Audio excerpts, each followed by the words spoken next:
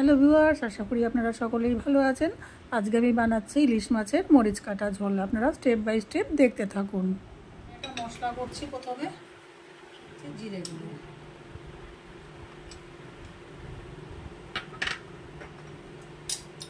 দেব লঙ্কা গুঁড়ো। লঙ্কা গুঁড়োটা অল্পই দিলাম, কেননা আমি কাঁচা লঙ্কা দেবো। দেব হলুদ,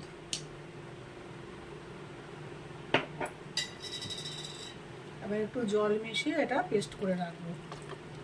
এটা গুলিয়ে রেখে দেবো একটা।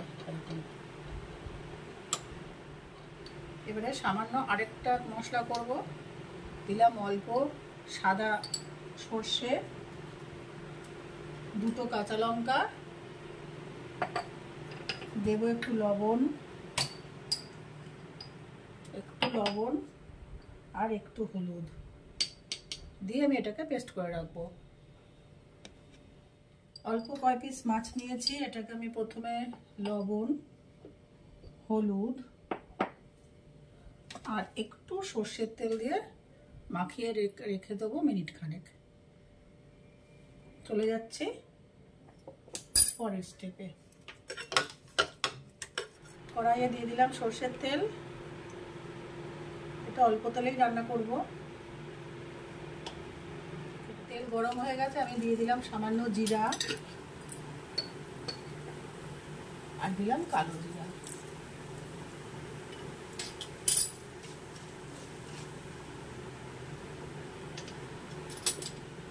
এবারে যে আমি এই যে জিরে গুঁড়ো, লঙ্কা গুঁড়ো, হলুদ দিয়ে রেখেছিলাম, এই পেস্টটা দিয়ে দেবো। এই পেস্টটা পুরোটা দিলাম না, অল্প একটু দিলাম, যেহেতু আমি পাতলা ঝোল তৈরি করছি।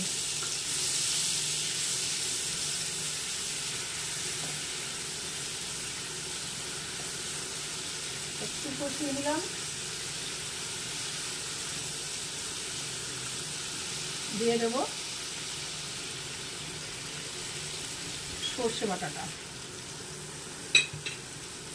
আলাদা করে লবণ দিলাম না, লবণ আগের মশলাতে দেওয়া আছে, পরে লাগলে আমি লবণটা দেবো।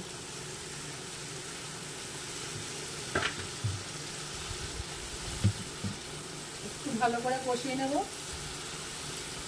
জিরার কাঁচা গন্ধটা যাতে না থাকে।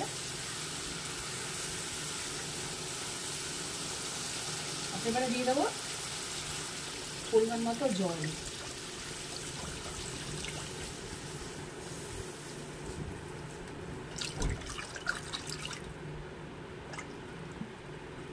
এবারে একটু ঝোলটা ফুটে উঠবে।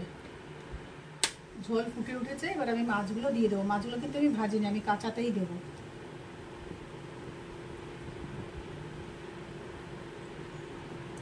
কাঁচা মাছের এই তেল ঝোল খাওয়া একরকম টেস্ট, আর মাছ ভেজে খাওয়ার আরেক রকম টেস্ট। এবার এটা আমি মিনিট 2 হাই ফ্লেমে ফোটাবো। ঝোল ফুটে গেছে, মাছও হয়ে গেছে। এবারে নামানোর আগে আমি দিয়ে দেবো একটু লবণ। লবণ একটু কম হয়েছিল। একটু চিনি আর দেব একটু সর্ষের তেল। ছড়িয়ে দিয়ে আমি এটাকে নামিয়ে রাখবো। তৈরি আমার ইলিশ মাছের তেল ঝোল।